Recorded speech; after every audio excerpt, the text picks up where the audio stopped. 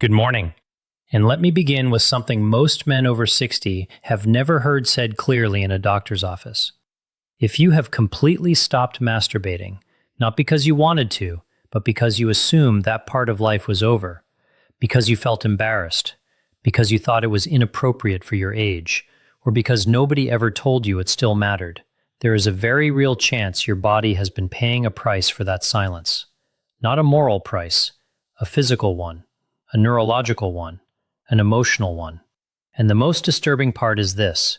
Many men do not notice what is happening until they begin blaming age for problems that may actually be made worse by total sexual shutdown. Today we are talking about what happens to men over 60 when they stop masturbating. I'm Dr. James Walker, and for years I've worked with older men who were never given honest language for this part of their health. They were told to watch their blood pressure, walk more, sleep better, take their medication, lower stress, and monitor their prostate. But almost nobody sat them down and said, your sexual function is still part of your health. Your arousal, your erections, your orgasm, your pelvic response, your sense of desire, none of that becomes irrelevant just because you had another birthday. And before anyone rushes to misunderstand this conversation, let me be clear. This is not about pressure. It is not about performance. It is not about pretending every man has the same libido or the same needs. It is about what can happen when a man entirely disconnects from a normal part of his physiology and then calls the consequences just aging. Now stay with me, because later in this video, I am going to give you what I believe is the most overlooked consequence of all. It is not just about erections. It is not just about the prostate. It is about identity, motivation, and the moment many men unconsciously tell their body, that chapter of me is over. And once that message takes hold, the decline often spreads much further than men realize. But before we start the countdown, I want to ask you something. Leave a comment below with your age and tell me this. Has any doctor ever asked you about your sexual health as part of a normal wellness conversation? Not as a joke, not as an awkward afterthought, as real health. I read those comments, and I can tell you right now, most men are going to say no. Today we're counting down from 5 to 1. 5 things that can happen to men over 60 when they stop masturbating, ranked from important to absolutely critical. Let's begin. Number 5 is poor sleep and a louder stress response. This is where most men underestimate the body completely. They think masturbation is only about release, but physiologically, orgasm is also a nervous system event. It shifts the body out of tension and into recovery. It changes breathing, muscle tone, heart rhythm, and stress chemistry.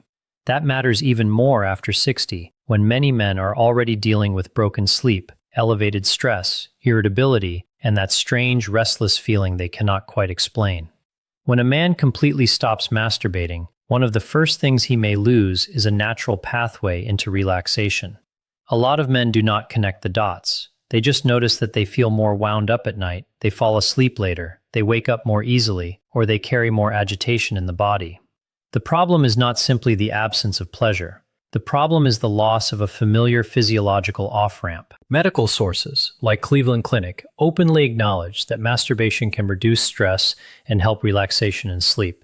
And more recent sleep research has suggested that sexual activity, including solo activity, may improve certain aspects of sleep quality. That does not mean it is a magic cure, but it does mean the body often responds to it as a real recovery signal. I remember speaking with a man in his late 60s who told me his sleep had gotten worse after he stopped all sexual activity following a difficult period in his marriage.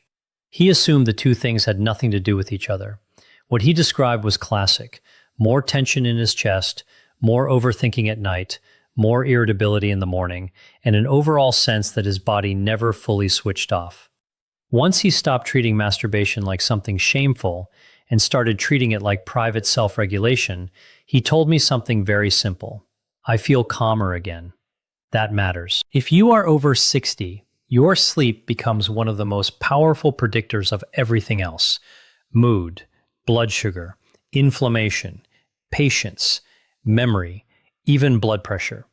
So, if stopping masturbation has quietly taken away one of the body's easiest routes into relaxation, that is not a small thing. That is a health issue. Number 4 is reduced responsiveness in the erection system. Now, we need to talk plainly. Erections are not just about desire. They are a vascular event, a nerve event, a smooth muscle event, and a confidence event all at once. Blood has to move in. Signals have to travel properly. Tissue has to respond. And after 60, none of this gets more automatic. In most men, it gets more sensitive to stress, circulation, medication effects, and inactivity. When men completely stop masturbating for long periods of time, many notice that the system becomes less responsive. Arousal takes longer. Erections feel weaker, less predictable, or less firm. And the worst part is the anxiety loop that follows. A man has one disappointing response, then another, and very quickly he starts thinking, maybe I'm done, maybe this part doesn't work anymore. That thought itself becomes part of the dysfunction. This is one of the cruelest things aging does to men psychologically. The more uncertain the body feels, the more a man avoids testing it. The more he avoids it, the more foreign it feels. The more foreign it feels, the more shame enters the picture. And suddenly, what may have begun as a period of simple inactivity turns into a permanent belief that sexual function has been lost. Now, let me be careful here. I'm not saying masturbation prevents all erectile dysfunction. It does not. Erectile dysfunction can be a sign of vascular disease, diabetes, medication effects, hormonal issues, pelvic surgery, or many other medical conditions. But what I am saying is that total disengagement does not help. A responsive system tends to stay more responsive when it is still being called upon, still being noticed, still being used. I once talked with a man in his early 70s who had not masturbated in almost 2 years after becoming convinced that his erections were too unreliable to bother with. He told me, "I didn't want proof that I was getting old," but the avoidance itself became the proof in his mind. When he slowly reintroduced private sexual activity without any pressure for performance, what changed first was not perfect erections. It was fear. He stopped treating every sexual response like a pass-fail exam. And once that fear began to drop, the body often had a chance to respond better. That is an important principle for men over 60. Sexual function is not only hormonal or physical, it is also behavioral. What you stop using, you often stop trusting. And what you stop trusting, you stop being able to access naturally. Number 3 is a possible loss of one of the few regular outlets the prostate and pelvic system still have. Now, this is where men either get uncomfortable or they finally start listening. Because after 60, the prostate becomes part of the story, whether a man likes it or not. Frequent urination, getting up at night, a weaker stream, pelvic heaviness, that feeling of never being completely empty. These issues become more common with age. And while masturbation is not a cure for prostate disease, it may still matter more than many men realize. One of the most talked about long-term observational studies in this area followed over 31,000 men and found that men with higher ejaculation frequency were less likely to be diagnosed later with prostate cancer, particularly lower-risk prostate cancer. That finding does not prove cause and effect. It is not a guarantee.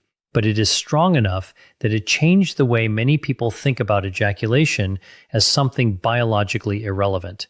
It may not be irrelevant at all. Beyond that, many older men describe a very practical reality. When sexual release disappears entirely, they feel more pelvic tension, more heaviness, or more general discomfort in that entire region. Not every man, but enough men that as a urologist, you would be foolish to ignore it. The body is not a machine made of separate compartments. The prostate, pelvic floor, bladder behavior, arousal response, and stress system all influence one another. Some men stop masturbating and then wonder why their lower abdomen always feels tight, why nighttime urination seems more frustrating, or why they feel that vague but persistent pressure they cannot describe. Sometimes the answer is more complex and needs real medical evaluation. But sometimes the body is simply telling them that complete shutdown has consequences. I remember one man around 74 who told me he had given up masturbation after his wife passed away because he felt guilty doing anything sexual afterward. What followed was not only grief, but a kind of bodily stiffness he could not explain. He felt tension in the pelvis, more frustration around urination, and a constant sense that something was off. No, masturbation was not the only variable in that man's life. But once he stopped seeing sexual release as disrespectful and started seeing it as part of staying physically regulated, he said he felt more comfortable in his own body again. And that phrase matters. comfortable in his own body. Because many older men are not. They have become strangers to their own physical response. If you are over 60 and you have urinary symptoms, pain, blood in the urine, or significant changes in sexual function, you should absolutely get properly evaluated. But do not make the mistake of assuming that complete sexual inactivity is always neutral. For many men, it is not. Now, before I give you the top 2, let me pause for a second. If this video is saying out loud what nobody else has said to you clearly, subscribe to the channel and hit the notification bell. I make these videos because too many older men are trying to navigate serious changes in silence. And if this is helping you, give it a thumbs up so this reaches men who still think they are the only ones dealing with it. Now let's keep going, because the next 2 are the ones men remember. Number 2 is flattening of the brain and mood. This is the part almost nobody expects. Men usually assume masturbation is a body issue, but the brain may be just as involved. Sexual activity engages attention, anticipation, reward circuits, relief, and emotional regulation. It activates neurochemistry tied to motivation and pleasure. And in older adults, some research has found that more frequent sexual activity is associated with better performance in certain areas of cognition, especially verbal fluency and visuospatial function. These studies do not prove that masturbation alone protects the brain, and many of them group solo and partnered sexual activity together. But the association is important enough that it should not be dismissed. What I see in real life is often less dramatic and more human. A man stops masturbating, then gradually reports feeling flatter, less drive, less spark, less interest not only in sex but in life. He feels emotionally muted. He describes himself as fine, but what he really means is disconnected. The days get more repetitive, the body feels less alive, and because this change is slow, he thinks it is just age. But sometimes it is not age alone. Sometimes it is the cumulative effect of removing one of the last remaining sources of novelty, reward, bodily engagement, and tension release from daily life. I spoke with a man in his late 70s who told me something I have never forgotten. He said, "I don't miss sex. I miss feeling switched on." That was the real loss, not simply orgasm, not simply arousal. He missed feeling mentally and emotionally activated. He missed feeling like his body could still answer. And that is why this conversation matters. Because for some older men, masturbation is not about lust in the teenage sense people imagine. It is about aliveness. It is about circulation in the mind as much as the body. It is about not letting the emotional world go gray before it has to. There is also a loneliness component here that people rarely discuss honestly. A lot of men over 60 are carrying grief, isolation, retirement disorientation, relationship loss, or a quiet collapse in affection and touch. For some of them, masturbation is one of the last private ways they still experience bodily warmth, release, and connection to themselves. Remove that too, and some men do not become more disciplined, they become more numb. And now number 1, the most important consequence of all. When many men over 60 stop masturbating, they do not just stop a behavior. They begin withdrawing permission from themselves to be sexual, vital, and fully alive. This is the real danger. It is not simply fewer orgasms. It is the story a man starts telling himself. That part of me is over. Men my age shouldn't be thinking about this. I'm too old for desire. What's the point now? Those sentences are far more destructive than most men understand. Because once a man decides that sexuality no longer belongs to him, the shutdown rarely stays in one area. He often becomes less confident overall, less curious, less playful, less expressive. He may withdraw from dating, touch, romance, grooming, exercise, and the basic pride of inhabiting his own body. Sexual shutdown becomes identity shutdown, and that is why sexuality in older age is tied so strongly to quality of life. Research in older adults consistently shows that sexual well-being remains connected to overall well-being, not because sex is everything, but because it is woven into dignity, embodiment, confidence, and emotional vitality. Men do not stop needing those things at 60, or 70, or 80. I remember a widower in his early 80s who told me, very quietly, "I think I buried that part of myself with my wife." That sentence broke my heart because it was not really about masturbation. It was about permission. He had concluded that continuing to feel desire meant betraying the life he had lost. What he needed was not a pill.